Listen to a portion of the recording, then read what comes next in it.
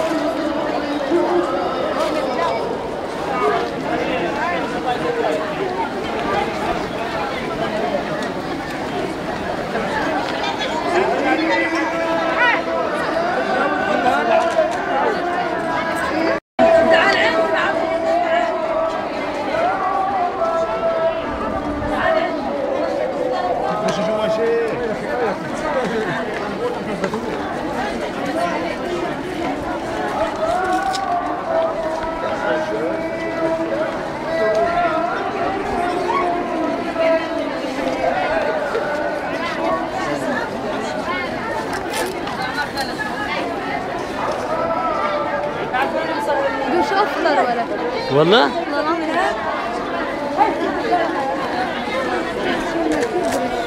ومن أوفى بعهده من الله فاستبشروا ببيعكم الذي بايعتم به وذلك هو الفوز العظيم. معنى هذه الآية أن الله تعالى عقد بيعا مع كل مؤمن.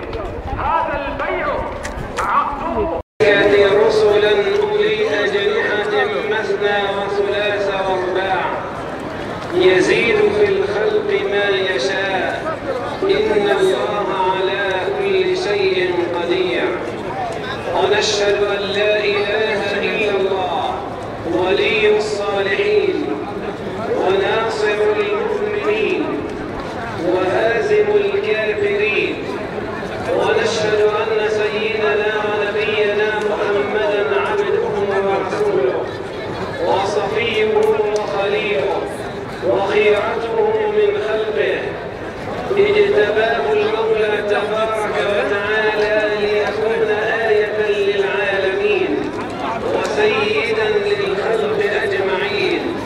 اللهم صل وسلم وبارك وأنعم على هذا النبي الأمي وعلى آله وأصحابه ومن سار على منواله إلى يوم الدين. أما بعد أيها الإخوة، كما في هذا الحديث فجلدتم الرحال لتعلنوا للعالم أجمع أن هذه الأرض المباركة والديار المقدسة ما هي إلا أرض إسلامية، ولا يصح لأي كان أن يتنازل عن ذرة تراب واحدة منها. فمن يتنازل عن ذرة تراب واحدة منها حوله فهذا المسجد مسجد مبارك، وما حوله من الأراضي إلى أرض الشام هي أرض مباركة كفاها شرفا وفخرا ونبلا أن الأنبياء جاءوا إليها، وأنها مرسى للأولياء والعلماء والشهداء.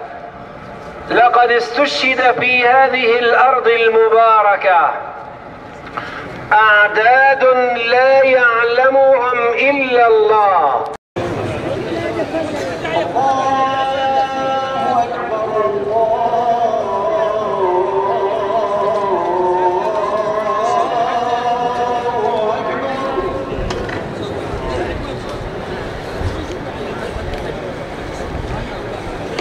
أشهد أن لا إله إلا الله.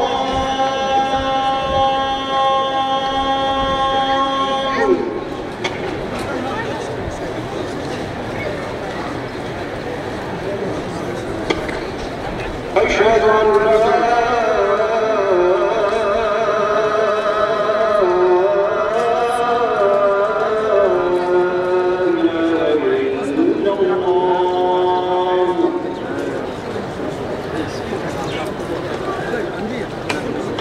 أشهد أن محمدًا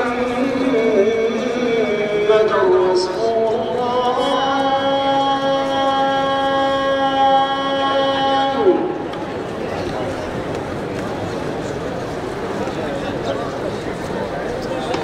أشهد أن محمدًا رسول الله.